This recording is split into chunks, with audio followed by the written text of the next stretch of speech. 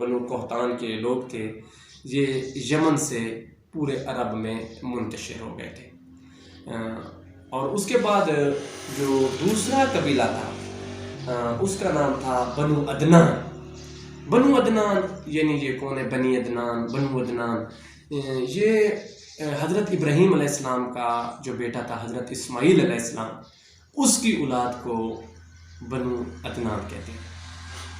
ان کی ہسٹری یہ ہے کہ حضرت ابراہیم علیہ السلام موجودہ کوفہ، اس کے ساتھ ایک پرانا شہر ہے جس کا نام ہے اود۔ آج بھی مطلب جو لوگ زیارات کے لیے جاتے ہیں تو اس جگہ پہ جاتے ہیں۔ کوفہ کے ساتھ ایک پرانا شہر ہے جس کا نام تھا اود۔ تو حضرت ابراہیم علیہ السلام کا مسکن ادھر اود میں ہی تھا۔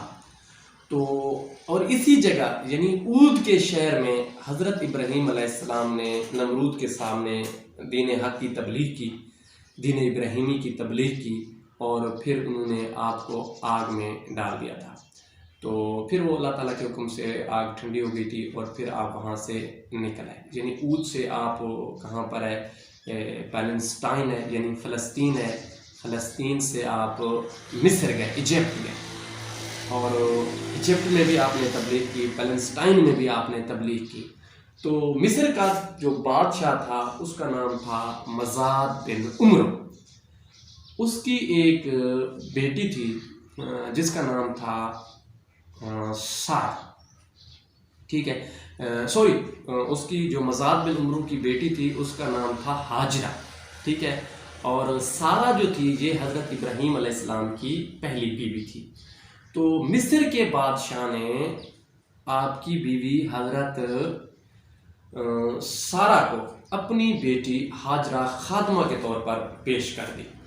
پھر بعد میں حضرت سارہ نے، یعنی آپ کی جو پہلے والی بیوی تھی، انہوں نے مطلب کیا کیا؟ انہوں نے پھر جو آپ اپنی غلامہ تھی، یعنی وہ بادشاہ مصر کی جو بیٹی تھی مزاد بن عمرو کی، وہ آپ کے نکاح میں دے دی۔ اور پھر آپ کی جو مطلب جو دوسری بیوی بنی، جو پہلے حضرت سارہ کی غلامہ تھی، خادمہ تھی، لونڈی تھی، تو جب آپ کے نکاح میں آئی تو پھر حضرت ہاجرہ سے آپ کا ایک بیٹا پیدا ہوا، حضرت اسماعیل۔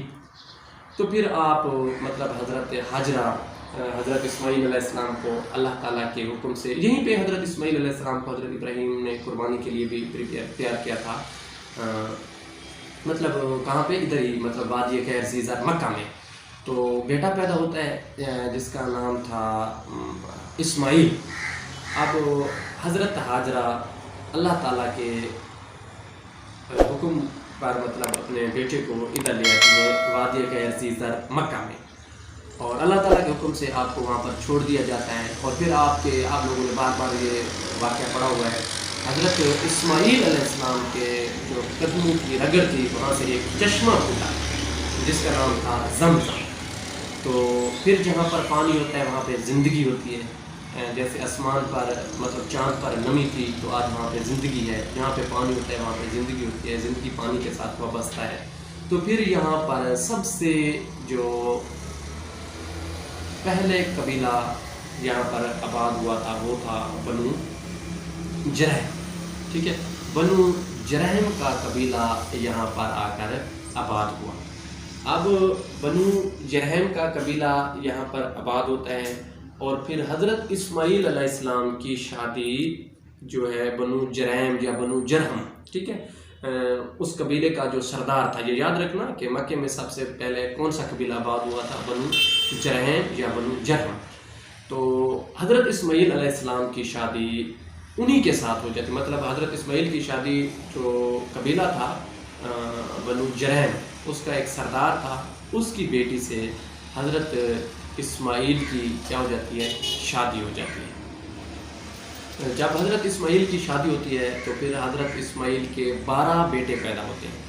ان 12 بیٹوں کی مطلب جو نسل تھی اس میں سے ایک بزرگ تھا جس کا نام تھا عدنان، اور پھر اسی عدنان کی جو نسل تھی وہ بنو عدنان کہتے ہیں، ٹھیک ہے۔ یہ ان کے مطلب 2 قبیلے ہو گئے۔ اچھا، اور مطلب یہ مطلب ان مطلب جو قحطانی تھے ان کو کہتے ہیں عرب عربہ، یعنی جو بنو قحطان کے لوگ تھے ان کو عرب عربہ کہتے ہیں، اور دوسرے نمبر پر جو بنو عدنان ہیں یعنی حضرت اسماعیل علیہ السلام کی اولاد ہے، ان کو کہتے ہیں عرب مستعربہ.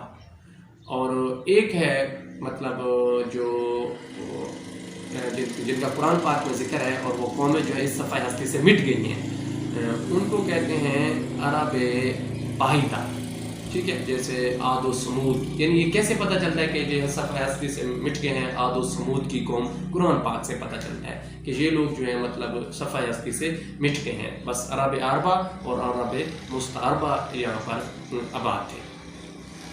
اچھا، تو اس کے بعد پھر ان کی جو مطلب اسلام سے پہلے یعنی نبی کریم صلی اللہ علیہ وسلم کو نبوت ملنے سے پہلے یعنی 610 عیسوی سے پہلے اور بعثت کے وقت یہاں پر 2 طاقتیں تھیں. ٹھیک ہے، ایک تھی روم یعنی قسطنطنیہ اور دوسری تھی ایران. قسطنطنیہ کی بازنطینی حکومت اور ایران کی ساسانی حکومت، یہ خسرو پرویز والی. تو یہ 2 عظیم طاقتیں تھیں اس وقت نبوت کے وقت، یعنی جب آپ نبی ڈکلیئر ہوئے 610 عیسوی میں. تو ان 2 قوتوں کا آپس میں مطلب چپکلش رہتی تھی. تو اس کے بعد مطلب آپ کو نبوت ملنے سے پہلے یا نبوت ملنے کے وقت جو عربینز تھے ان کے جو مذہب تھا بہت اہم ہے کہ سب سے جو یا بیسک چیزیں بھی ہیں، سب سے جو بڑا مذہب تھا وہ بت پرستی تھا. ویسے کافی سارے مذاہب تھے، بت پرستی تھا، یہودیت تھی، عیسائیت تھی، دہریت اور دوسرا ایک تھا مسلک توحید یا اس کو دین حنیف بھی کہتے ہیں یا دین حنفیہ بھی کہتے ہیں.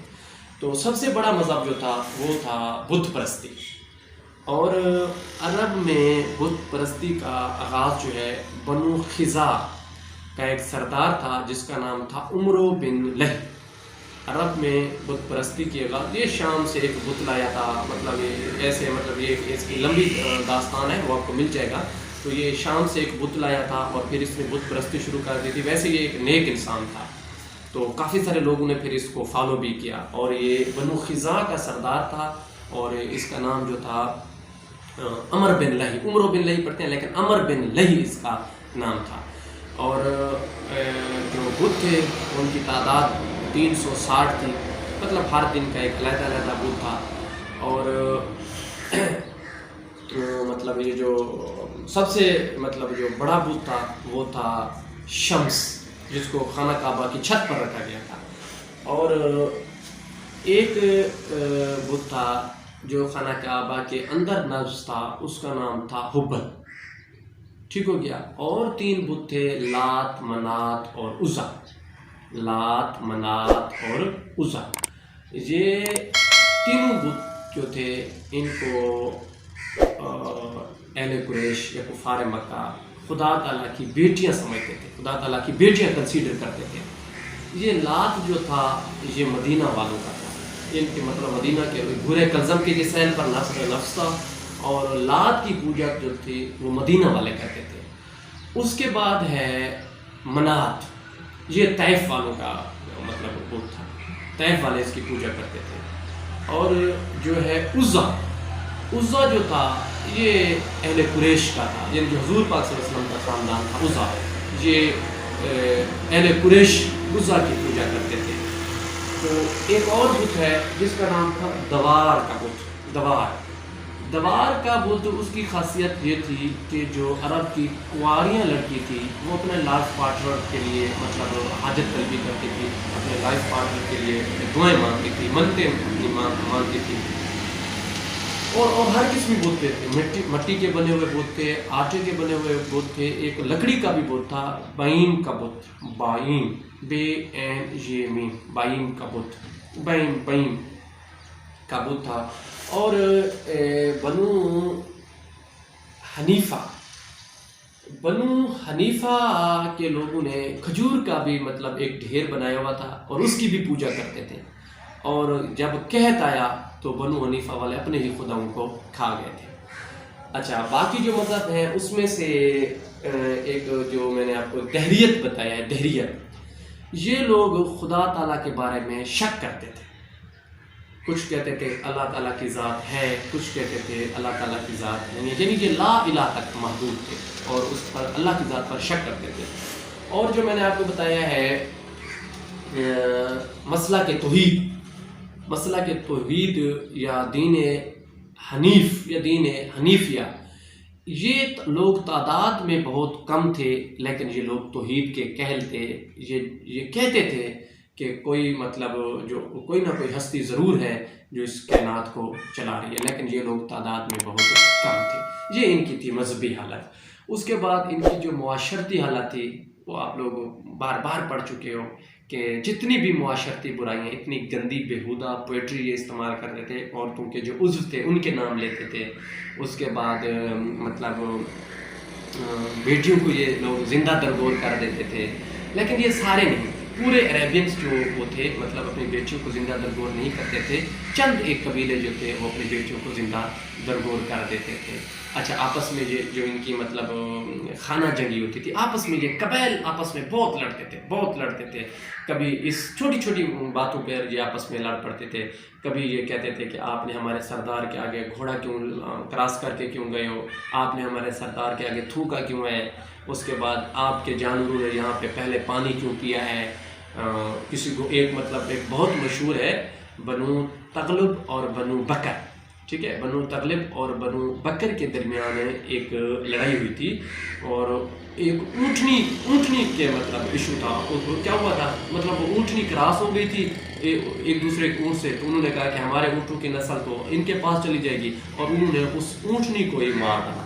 اور اس اونٹنی کا نام تھا وسواس. اور پھر اسی نام سے، وسواس کے نام سے ہی کیا ہوا، اس جنگ کا نام رکھا گیا جنگ وسواس.